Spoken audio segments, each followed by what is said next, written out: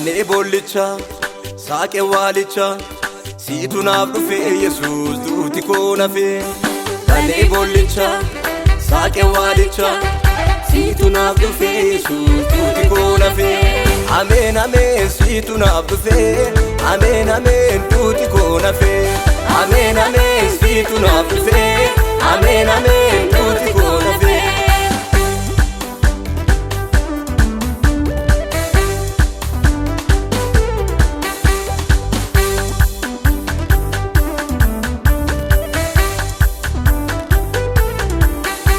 Dugaada gooftaku kaleessa dengadda situ na danda'e hin arganne manoo akka keettanaafi fayyina kannaaf ta'e hin haalatu manaafi kan akka kee gooftaa hin jiru maleessa ulfaadhu Yesuus koo gatii gaarummaa kee ansiichin odeessa.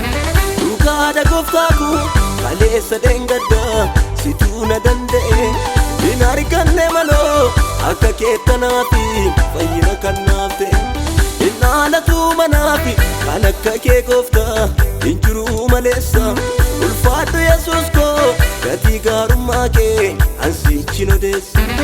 Gabaan irree keetii yoom naa gate gooftaa moggaatti na baase na miiliksee malee kaleessa dheengadda lola dinni kaase. Ulfaadhu Yesuus koo siina narra ga'e gaarummaa kee nima barbaade kan na bee kan naaf ta'u akka kee jechuu amanamaa.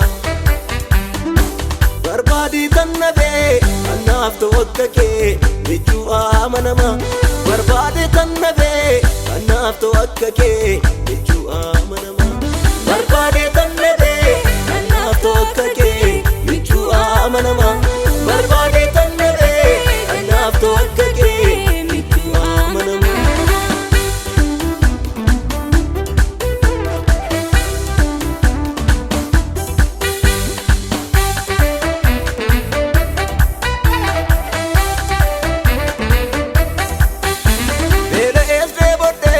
Kaleessa dheengadda fala yemmuun nabee yeroon duuna dhiisee situu natti goree harka koo na qabee naannaa gargaartitta lafonaa keessatti kaleessa dheengadda jireenya gooftaa teetu na jajjabeessitee oolmaa narraa qabda.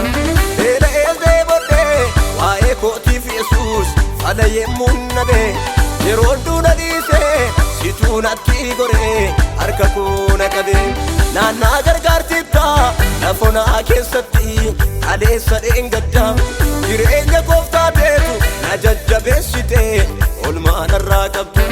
Oolmaa narraa qabda. Oolmaa narraa qabda. Oolmaa narraa qabda. Oolmaa narraa qabda. Oolmaa narraa qabda. Oolmaa narraa qabda. Oolmaa narraa qabda. Oolmaa narraa qabda.